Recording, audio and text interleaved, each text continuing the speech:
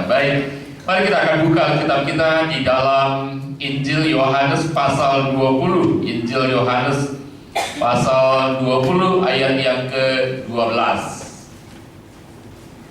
Injil Yohanes pasal 20 ayat yang ke-12. Yohanes 20 ayat yang ke-12. Dan tampaklah olehnya dua orang malaikat berpakaian putih, yang seorang duduk di sebelah kepala dan yang lain duduk di sebelah kaki di tempat mayat Yesus terbaring. Amin. Amin. Ya. Dan tema firman Tuhan sore hari ini adalah mengenai kebangkitan Yesus disaksikan oleh dua malaikat. Itulah tema firman Tuhan. Kebangkitan Yesus disaksikan oleh dua malaikat. Ya, Alkitab mengatakan bahwa Yesus bangkit dari kematian. Tetapi ada ayat yang menarik perhatian saya di dalam ayat ini adalah karena ayat ini dan tema ini hampir jarang dikupas di dalam khotbah-khotbah tentang kebangkitan Yesus pada waktu Paskah. Yang menarik adalah di dalam ayat ini dikatakan bahwa ketika Maria Magdalena datang ke kubur Yesus, lalu dia datang dan dia kaget karena pintu kubur sudah terbuka, dan dia menangis, dan sambil menangis dia melihat ke dalam. Begitu ceritanya. Dia melihat ke dalam sambil menangis, dan tampaklah olehnya bahwa di dalam kubur itu ada dua orang malaikat. Nah ini, ada dua orang malaikat berpakaian putih, yang seorang duduk di sebelah kepala dan yang lain di sebelah kaki di tempat mayat Yesus berbaring. Dan malam hari ini mari kita akan melihat mengenai apa sih yang dilakukan oleh malaikat berkaitan dengan kebangkitan Yesus, saudara. Ayat ini memberikan sebuah tantangan buat saya untuk menggali kebenaran firman Tuhan, bahwa Alkitab itu memang secara, kalau kita teliti membacanya, maka Alkitab itu menuliskan begitu banyak tentang pelayanan malaikat. Ya, begitu banyak tentang pelayanan malaikat. Dan sore hari mari kita akan lihat pelayanan malaikat dalam kaitannya dengan kebangkitan Yesus.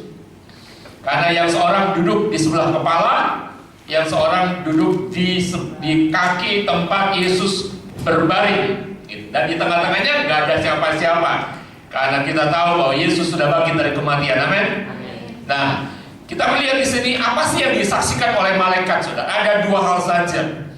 Ada dua hal yang disaksikan oleh malaikat. Ada dua hal yang dilihat oleh malaikat pada waktu itu. Yang pertama, malaikat menyaksikan bahwa di kubur Yesus ada seorang wanita yang datang sambil menangis. Dan yang kedua, malaikat itu menyaksikan bahwa di dalam kubur Yesus dibuktikan dengan hadirnya dua malaikat, yang satu di sebelah kepala Yesus, yang satu di bagian kaki tempat Yesus dibaringkan. Dan di dalam kubur itu malaikat menyaksikan bahwa kubur itu kosong. Katakan kosong. Ya, kubur itu kosong.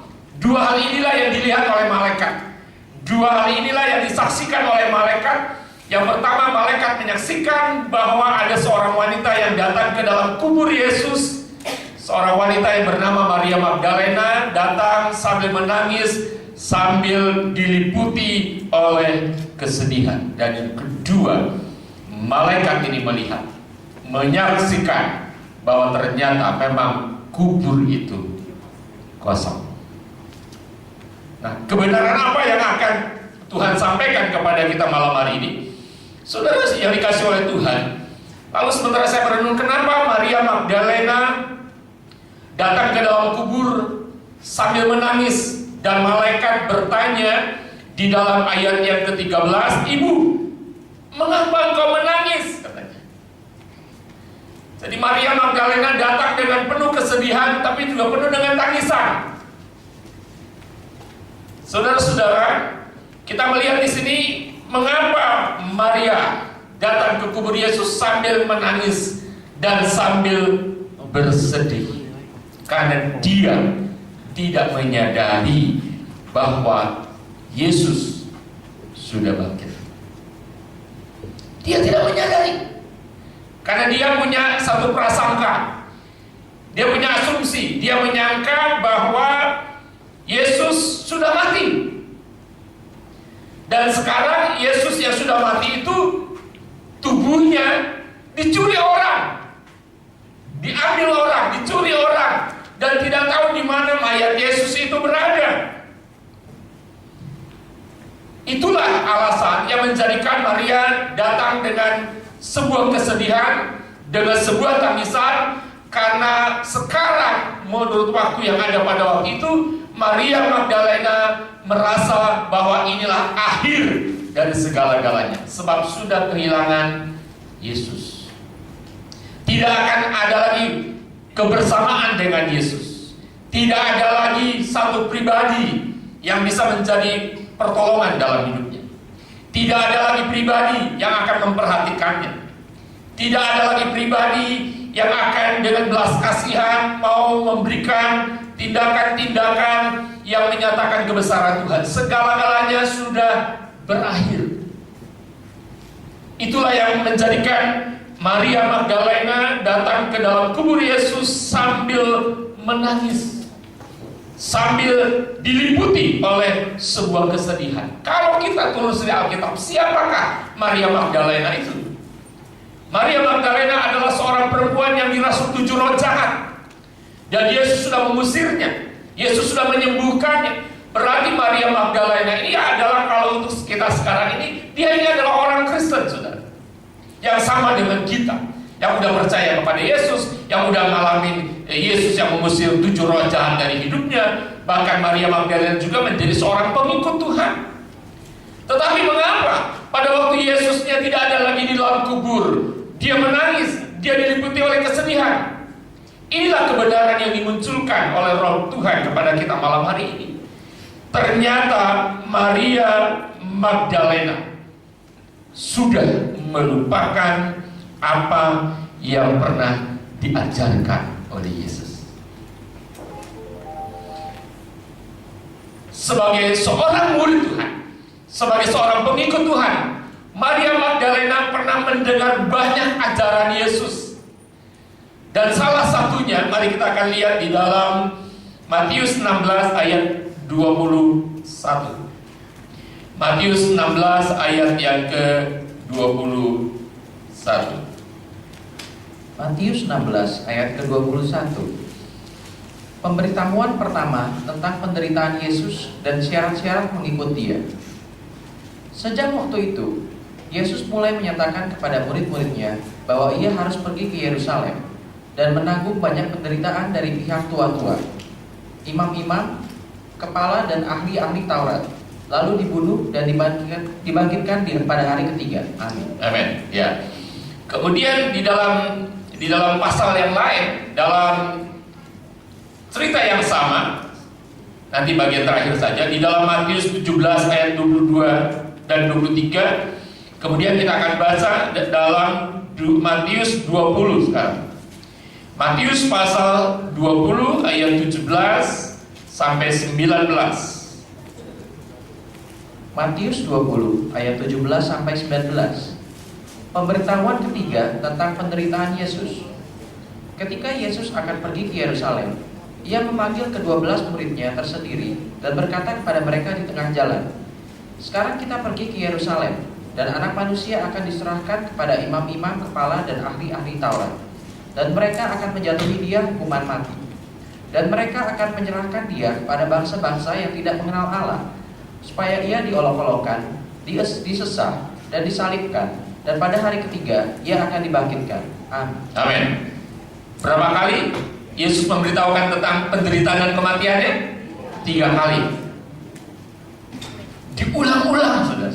Ada pemberitahuan pertama, pemberitahuan kedua, dan pemberitahuan ketiga, bahwa Yesus akan menderita, lalu Dia mati dan dibangkitkan pada hari yang ketiga. Dan Maria Magdalena datang ke kubur Yesus pada hari yang ketiga.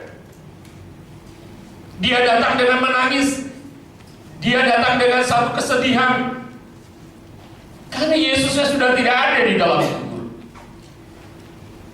Dan hari itu malaikat bertanya kepada Maria, "Ibu, mengapa engkau menangis?" Saya melihat di sini bahwa malaikat yang hadir pada waktu itu akan memberikan sebuah pelayanan untuk membangkitkan kembali daya ingat Maria Magdalena terhadap kebenaran firman.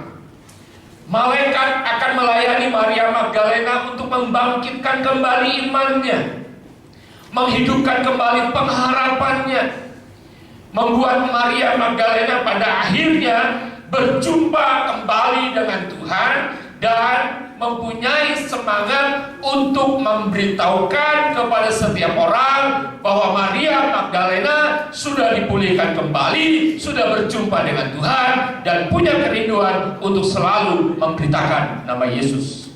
Kalau kita baca dalam Yohanes 20 ayat-ayat selanjutnya. Nah, saudara yang dikasihi oleh Tuhan, Maria Magdalena, dia menangis, dia bersedih ketika dia melihat kubur Yesus kosong. Oleh karena Maria Magdalena betul-betul sudah melupakan apa yang diajarkan oleh Yesus. Maria Magdalena betul-betul melupakan akan perkataan Yesus yang mengatakan anak manusia akan mati, tetapi pada hari yang ketiga dia akan bangkit. Karena Maria melupakan ajaran firman Tuhan, karena Maria sudah tidak lagi menghidupi firman, maka fakta buat Maria itu sesuatu yang mustahil bisa berubah. Karena dia menyangka bahwa mayat Yesus sudah diambil orang dan ditaruh di satu tempat yang dia tidak ketahui. Pertanyaan malaikat yang mengatakan, "Ibu, mengapa engkau menangis?" Itu memberikan sebuah kepedulian kepada Maria bahwa malaikat datang diutus untuk melayani Maria. Nah, saudara-saudara dikasih oleh Tuhan, kita melihat bahwa satu kebenaran firman Tuhan yang mengingatkan kita malam hari ini adalah agar saudara-saudara sebagai orang-orang Kristen, entah berapa lama saudara menjadi orang Kristen, saudara tidak boleh melupakan apa yang diajarkan oleh Yesus di dalam firman. Saudara harus berulang-ulang, bukan saja mendengarkan khotbah yang sama. Mendengar khotbah yang sama berulang-ulang itu akan menjadi satu problema, saudara. Pada awalnya, untuk saya mendengar setiap materi untuk kedua kalinya, pada awalnya rasanya kok gimana gitu ya. Saya udah tahu. Tapi ketika saya melatih diri saya mencoba mendengar 2 kali dari satu rangkaian modul yang saya ikuti, ternyata yang kedua itu ada yang berbeda dari yang pertama saya dengar. Dan itu saya dengar bukan dalam jumlah kaset yang sedikit, paling tidak 10 kaset. Masih kaset jadul, saya punya koleksi. Masih ada sekarang yang diproduksi dalam bentuk kaset pita jadul yang zaman dulu itu. Sekarang kan bentuknya udah formatnya MP3 CD, tapi masih ada di satu pelatihan selalu, untuk walaupun saya nggak ikut, tapi mereka selalu mengirimkan kaset-kaset sama saya. Untuk mendengar yang kedua, sekarang bukan lagi satu problem buat saya. Ada sesuatu yang berbeda. Lalu saya coba praktekkan, saya mau praktek yang ketiga sekarang. Pada mulanya, rasanya berat untuk yang ketiga. Yang kedua aja udah kadang-kadang dipercepat. Sekarang yang ketiga. Nah, ketika saya mendengar yang ketiga, ada lagi yang berbeda dari yang pertama dan yang kedua. Dan semakin diulang-ulang, saudara-saudara, maka kebenaran itu bukan saja akan menjadi mengingatkan saya, meneguhkan saya, menguatkan saya, tetapi kebenaran itu mulai berbicara dan mulai membentuk kehidupan saya, sehingga dalam setiap langkah ini, maka apa yang saya dengar secara berulang-ulang, karena yang saya dengar bukan apa kata orang, bukan apa kata dunia, bukan filsafat yang datang dari dunia, apa yang saya dengar berasal dari firman, maka firman seperti dalam pujian tadi akan mengangkat kita jauh lebih tinggi dari apapun yang terjadi di atas muka bumi. Kita akan naik terbang seperti Raja Wali. Maria Magdalena rupanya dia menghadapi fakta bahwa Yesus tidak ada, dan itu membuat dia bersedih.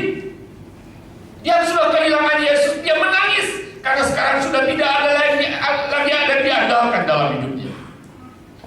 Jadi satu awasan buat kita malam hari ini, saudara. Jangan pernah melupakan ajaran-ajaran Yesus di dalam firman-Nya. Amin. Kita harus mendengar berulang-ulang. Kita harus membaca berulang-ulang. Di dalam satu kaset yang saya dengar tadi, seorang pembicara mengatakan begini, setidak-tidaknya, ini saya kutip tadi, seorang pembicara mengatakan begini, setidak-tidaknya, karena ini dibicarakan di dalam forum tingkatan hamba-hamba Tuhan, tingkatan pengerja, pembicara mengatakan setidak-tidaknya, semaksimal mungkin 2 atau 3 kali seumur hidupmu engkau baca Alkitab. Selesai. Wah, betapa murah hatinya hamba Tuhan ini, betapa murah hatinya pengajar ini. Maksimal seumur hidup 2 atau 3 kali baca Alkitab. Jadi mari kita akan melatih diri kita sendiri untuk selalu jangan pernah melupakan ajaran firman Tuhan. Jangan pernah melupakan apa yang diajarkan Yesus di dalam Alkitab ini. Oleh karena itu kita perlu mendengar dan kita perlu membacanya berulang-ulang, sehingga kebenaran firman Tuhan itu akan membuat kita berjumpa dengan Tuhan. Karena ketika malaikat bertanya, "Ibu, mengapa engkau menangis?" Itu menyadarkan Maria.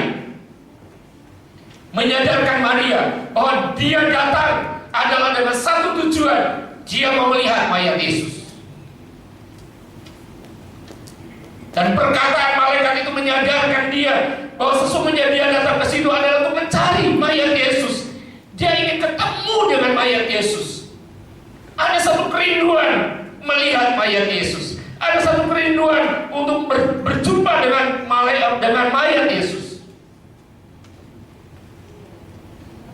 Sehingga di dalam ayat yang ke-15 tiba-tiba ada seorang yang bertanya. Sekarang bukan lagi malaikat yang bertanya, ada seorang yang bertanya, "Ibu, mengapa engkau menangis?" Itu terjadi adalah ketika Maria melihat ke dalam, lalu tiba-tiba dia berpaling ke belakang, dan dia melihat di belakang sana ada seseorang yang sedang berdiri dan bertanya dengan pertanyaan yang sama seperti yang ditanyakan oleh malaikat, "Ibu, mengapa engkau menangis?" Dan Maria menyangka orang yang ada di belakang itu adalah tukang kebun.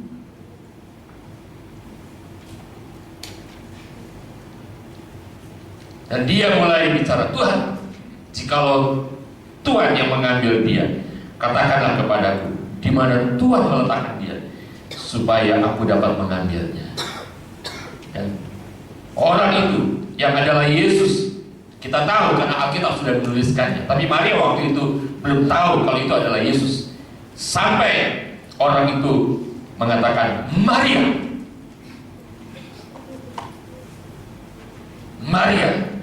Pada saat itulah Maria tahu bahwa suara itu adalah suara Yesus. Suara yang tidak berubah, pribadi yang tidak berubah, Tuhan yang tidak berubah. Dia memang sudah mati dan sekarang dia bangkit.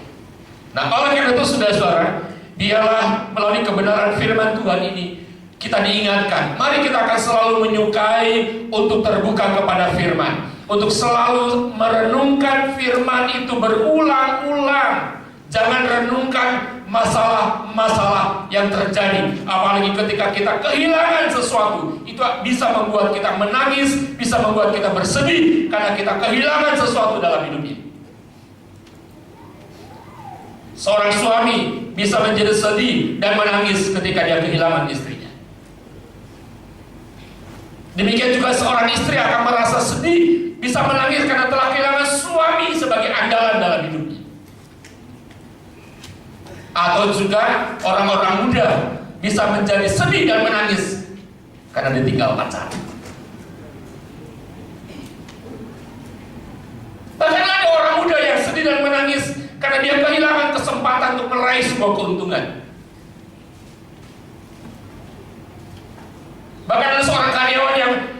yang bukan saja protes, berani memberontak ketika dia kehilangan kesempatan untuk posisinya naik ke atas.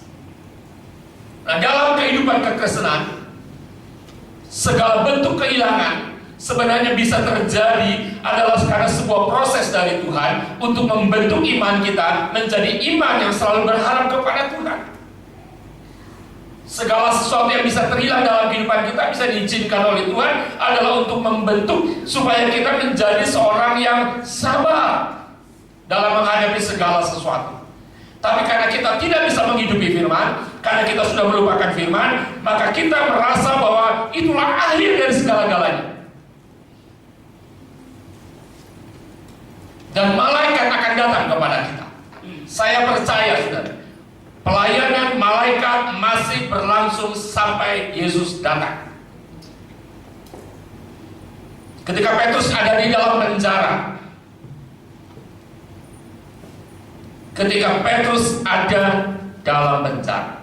Yakobus sudah dipancung mati, dan besoknya Petrus akan dieksekusi. Sebagai seorang manusia yang normal, pasti akan stres, takut luar biasa.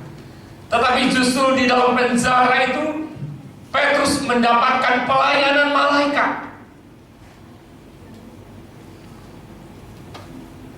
Petrus tidak menyadari kedatangan malaikat. Sampai Petrus ditepuk pundaknya, Petrus baru menyadar, lalu dituntun oleh malaikat keluar dari dalam penjara. Dengan begitu saja melewati 4 regu pasukan, 1 regu masing-masing 4 orang. Lewat begitu saja, sudah luar biasa. Masih ada pelayanan malaikat di dalam yang ditulis di dalam Alkitab. Ketika Maria mau mengandung untuk melahirkan Yesus, seorang malaikat datang kepada Maria, memberikan peneguhan bahwa Maria mengandung adalah karena kehendak Allah, dan benih yang ada dalam kandungan Maria adalah benih yang kudus.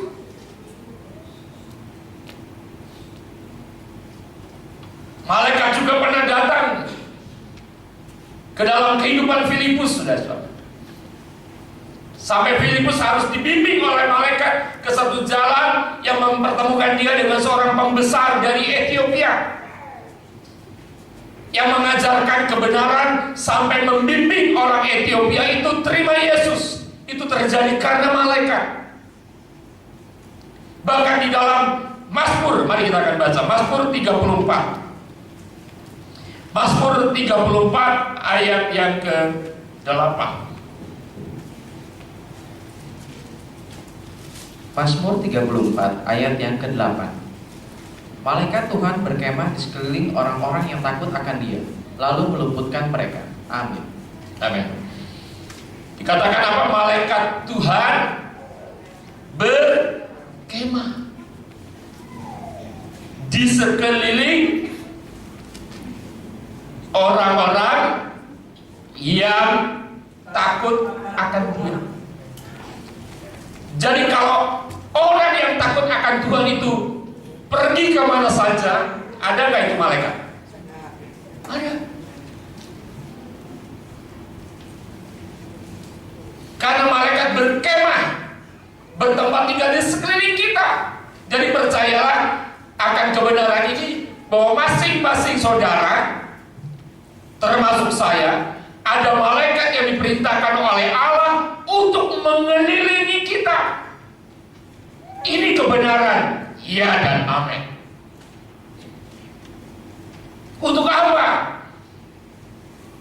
Malaikat berkemah di sekeliling kita, untuk menyaksikan agar dalam kehidupan kita tidak tenggelam dalam kesedihan, kita tidak tenggelam dalam tangisan karena penderitaan, karena hinaan, karena olokan, karena cercaan, karena tindakan-tindakan kejahatan orang lain.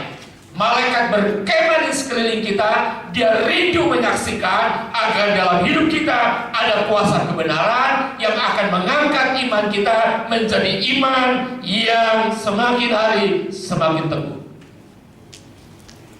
Itu kerinduan malaikat, saudara. Dia rindu menyaksikan ada perbuatan-perbuatan yang besar dalam hidup kita. Dan perbuatan-perbuatan Tuhan yang besar itu akan terjadi kalau kita selalu berjumpa dengan Tuhan setiap hari. Karena malaikat yang bertanya kepada Maria Magdalena, "Ibu, mengapa engkau menangis?" Itu menyadarkan dia. Dia tidak boleh menangis, dia tidak boleh sedih. Dan tiba-tiba dia mendengar ada orang dari belakang dia yang juga bertanya hal yang sama, "Ibu, mengapa engkau menangis?" Sampai orang yang di belakang dia memanggil dengan panggilan namanya Maria. Dan Maria tahu itu adalah Yesus. Perjumpaannya dengan Yesus itu mengubahkan Maria. Tidak lagi tinggal dalam kesedihan, tidak lagi tinggal dalam sebuah tangisan. Jadi kalau saudara ingin berubah dalam hidup ini, supaya saudara tidak tenggelam dalam kesedihan, tidak tenggelam dalam sebuah tangisan karena alasan apapun, mari izinkan kebenaran itu menyentuh hati kita. Kebenaran itu mengingatkan kembali kita bahwa setiap hari kita harus berjumpa dengan Tuhan. Ada seorang, ketika dia mendengar sesuatu, dia cerita sama istri saya, dia tidak cerita sama saya, tapi dia mengatakan nanti suatu saat saya akan cerita sama Pak Hosea. Dia cerita, dia dengar sesuatu dari orang lain tentang dirinya, dan itu tidak sesuai dengan kenyataannya. Dia marah. Itu sifat manusiawi, seringkali mendengar sesuatu reaksinya langsung marah. Kemarahan yang tidak terkendali menjadi sebuah kegeraman. Apabila sudah geram, tidak terkendali, dia akan coba datangi orang itu untuk melarang. Dan istri saya bilang begini, sabar. Kuncinya satu kata aja. Bilang sebenarnya sabar.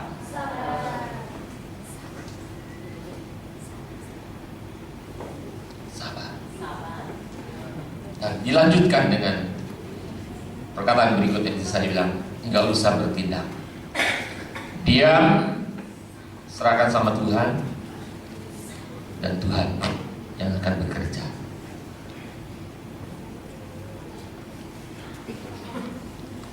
Satu minggu yang lalu saya tanya, dan dia katakan, puji Tuhan, dia berhasil mengatasi itu tanpa harus mendatangi orang yang pernah ngomongin dia, dan dia bisa memberikan pengampunan buat mereka, dan dia bisa terima bahwa itu adalah salah satu pembentukan dari Tuhan yang membuat dia belajar sabar dengan dirinya sendiri dan belajar sabar terhadap orang lain.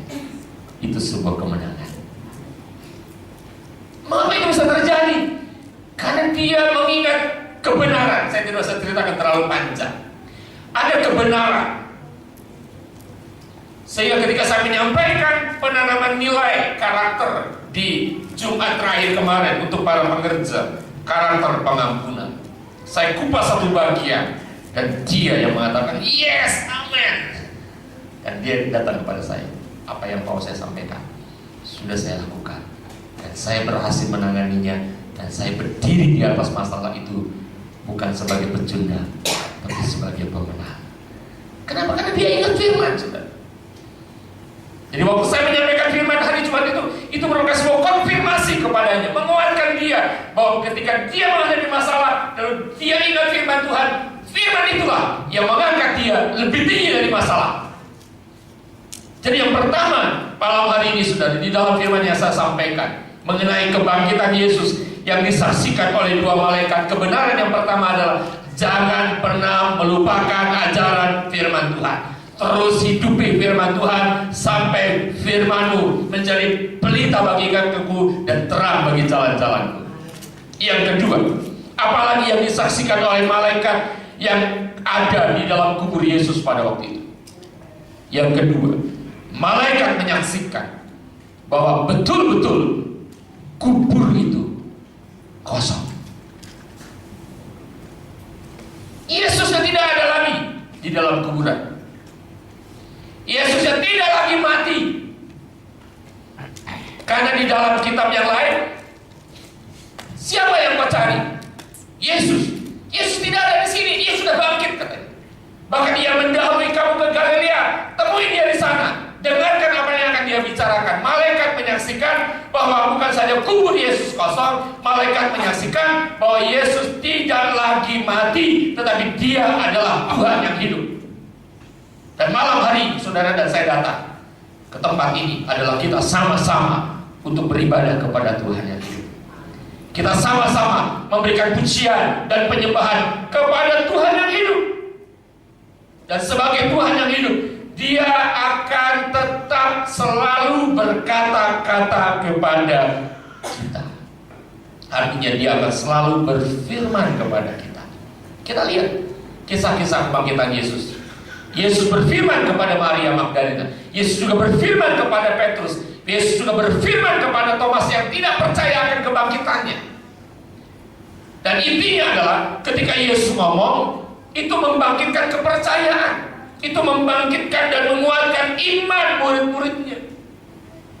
Jadi mari saudara-saudara, lewat tema firman Tuhan, kebangkitan Yesus yang disaksikan oleh dua malaikat, mari kita akan belajar terus membangun sebuah kebersamaan dengan Tuhan. Kita harus selalu bersama dengan Tuhan. Kalau enggak, kita akan berjalan sendirian dalam menghadapi kehidupan ini. Contohnya saja, kita lihat. Pada waktu murid-murid tidak membangun hubungan dengan Tuhan, waktu dia bangkit, waktu Yesus bangkit, apa yang terjadi? Murid-murid dikuasai oleh ketakutan. Takut terhadap ancaman, takut terhadap serangan ahli-ahli Taurat dan imam-imam kepala, sampai mereka mengunci diri, mereka tidak berani keluar. Tapi Yesus berulang-ulang, kata kitab Kisah Rasul, berulang-ulang selama 40 hari menampakkan diri, mendatangi mereka, bersama dengan mereka, bukan untuk menyalahkan, bukan untuk menghakimi. Yesus hadir adalah untuk membangun iman mereka. Sehingga ketika Yesus hadir, maka murid-murid menjadi murid-murid yang tidak lagi dikuasai oleh ketakutan, tetapi mereka berani keluar, menyatakan diri bahwa mereka adalah pengikut Tuhan. Dan sejak itu mereka tidak lagi malu untuk memberitakan nama Yesus. 2 malam yang lalu saya dapat BBM dari seorang pengerja. Pak, dia panggil saya, oh, barusan saja saya mendoakan tetangga saya yang anaknya tentu bukan Kristen. Saya tahu di sekitar rumah dia ada sedikit Kristen. Dan dia tahu, Om, baru saja saya lakukan firman yang saya dengar hari Minggu, bahwa orang Kristen yang sudah berjumpa dengan Tuhan tidak akan pernah malu dengan Tuhannya. Katakan amin. Kalau kita sudah berjumpa dengan Tuhan, kita tidak akan pernah malu dengan Tuhan kita. Kita akan cerita kepada orang-orang yang membutuhkan. Dan dia cerita kepada tetangganya. Ketika anaknya sakit, dia cerita sama tetangganya bahwa ada satu nama, dan dia doakan orang sakit itu, dan Tuhan yang bekerja. Kita lihat murid-murid tidak lagi berada dalam satu ruangan yang terkunci. Setelah mereka berjumpa dengan Tuhan, pastikan malam hari ini sudah lewat firman yang sederhana ini adalah saudara hanya perlu membangun sebuah kebersamaan dengan Tuhan. Amin. Bangun kebersamaan dengan Tuhan. Lewat apa? Lewat doa. Coba hitung-hitung dalam hidupmu. Lebih banyak mana? Lebih banyak waktu untuk berdoa atau lebih banyak waktu untuk ngobrol dengan tetangga? Atau juga lebih banyak waktu untuk merenungkan masalah-masalah dalam hidupmu? Semakin merenungkan masalah, semakin ingat masalah, saudara akan merasa bahwa ternyata masalah itu terlalu besar dan kemampuanmu terlalu kecil, sehingga engkau akan kehilangan sukacita. Engkau akan mulai sedih, engkau akan mulai menangis karena engkau kehilangan kepercayaan. Tetapi berbahagialah orang-orang yang selalu mencari Tuhan. Karena di dalam kitab Mazmur tadi, kecaplah dan lihatlah betapa baiknya Tuhan itu. Berbahagialah orang yang berlindung padanya. Takutlah akan Tuhan, hai orang-orangnya yang kudus, sebab tidak berkekurangan orang yang takut akan Dia. Dikatakan singa-singa muda merana kelaparan, tetapi orang-orang yang mencari Tuhan tidak kekurangan sesuatu pun yang baik. Enggak, saudara. Kalau kita suka mencari Tuhan, kita tidak kekurangan sesuatu pun yang baik. Selalu yang baik datang dari Tuhan. Karena itu carilah Tuhan, dapatkan Tuhan setiap hari, dengarkan suaranya. Ketika Tuhan bicara, itu akan membangkitkan keyakinan bahwa kita tidak akan pernah kekurangan. Selalu yang baik itu akan datang dari Tuhan. Jadi lewat kebenaran firman Tuhan malam hari ini, lewat kebangkitan Yesus yang disaksikan oleh dua malaikat, pesan firman Tuhan hanya dua hal saja. Satu, ingatlah akan kebenaran, hidupi kebenaran, maka hasilnya kebenaran itu akan berdampak dengan sangat luar biasa dalam kehidupan saudara. Dan yang kedua, bangun kebersamaan dengan Tuhan. Hanya bersama dengan Tuhan saja, maka kita akan melihat kebesaran Tuhan, dan kita akan lihat ternyata masalah-masalah itu tidak pernah melebihi kebesaran Tuhan.